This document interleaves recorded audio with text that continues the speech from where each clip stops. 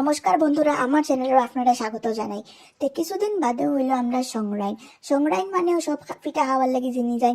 তো পিঠা খাওয়াইতে গেলে বানাইতে লাগবো পিঠা, আর পিঠা বানানি বহুত এনজাম। তো সবচেয়ে সহজ পিঠা হইলো মালপা, কিন্তু মালপা বানাইতে গেলেও মালপাটা কেউ ফুলে না।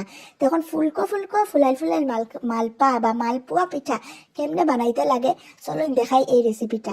ওই দেখুন আমি বানাইছি যে পিঠাটা, এটা ফট করিয়া মস করিয়া ভাঙি গেছে, এমন কেমনে ফুলছে। তো এই যে ফুলা পিঠাটা কেমনে বানাইছি চলুন দেখিলাই। প্রথমে একটা বাটিত লই লিবা আপনারা 1 কাপ চাউলের গুঁড়া। 1 কাপ চাউলের গুঁড়াটা লইয়া তারপরে লই লিবা 1 কাপ ময়দা। 1 কাপ ময়দা আর 1 কাপ চাউলের গুঁড়া যদি সমান সমান থাকে তখন গিয়া পিঠাটা খুব মসমস হয়। আর লগে লই লিবা নাইকল লই লিবা আধা কাপ থেকে একটু কম। তারপরে গুড় আছে আমার ঘরে, গুড়টা আমি আগে থেকে জল দিয়া জাল দিলাইছিলাম। গুড় লই নিলাম আমি, আর চিনি আপনারা আন্দাজ মতো দিতে পারেন। তারপরে আমি আন্দাজ মতো একটু লবণ দিলাইলাম। বহুত মানুষে মৌরি দেন, কিন্তু আমি মৌরিটা দেই না। তারপরে আমি আস্তে আস্তে এগুন ধরে মাখা শুরু করলাম। হাত দিয়া মাখলাম, কেন হাত দিয়া মাখলে ফিটার মধ্যে বালাটিকে ময়ামটা পড়ে, আর উইক্সকার দিয়া মাখলে ফটকরিয়া পড়ে না। তারপরে একটু আস্তে আস্তে আমি জল মিশাইলাম, মিলিয়ে এরকম করে বালাটিকে মাখতে থাকলাম।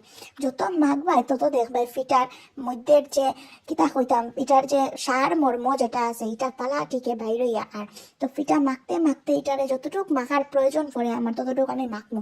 একটুকু আমি ভিতরের মধ্যে যে ময়দার ডোলা হয়ে গেছে এটা কিচ্ছু রাখতাম না, নরম করিয়া পাতলা করিয়া মাখবো। আর এমন পাতলা করতাম না, যতটুকু গণ আমি দেখাইলাম অতটুকু গণ আপনারাও রাখবা। তারপরে আমরা কিছু সময় 10 মিনিটের লাগে এটারে ডাকিয়া দিলাম। ঢাকনাটা খোলার পরে দেখবা যে এতটুকু হয়ে গেছে এটার কনসিস্টেন্সি।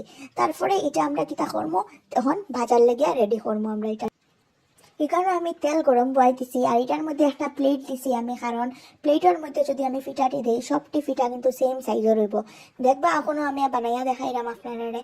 ফিটাটা আমি ঠিক প্লেটের উপরে দিলাম ফিটার গুলাটা, আর পুরা প্লেটে ফিটার গুলাটারে আমি চিত্রাইলাম।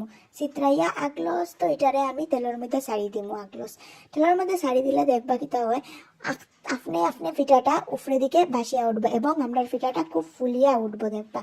তো এইরকম করি এই ফিটাটা আমি সবটি ফিটা ওরকম বানাই দিব।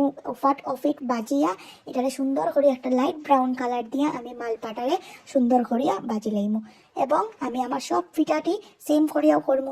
যদি আপনারা আমার এই মালপার ভিডিওটা ভাল লাগে তো একটা লাইক, শেয়ার আর সাবস্ক্রাইব করে দিবা। আর সাবস্ক্রাইব করার পরে পাশে থাকা যে বেল আইকনটা আছে ওটার মধ্যে অল দিয়া ক্লিক করে দিবা, যাতে আমার যত রেসিপি আয় সব যাতে আপনারা খুব তাড়াতাড়ি পাইলেন।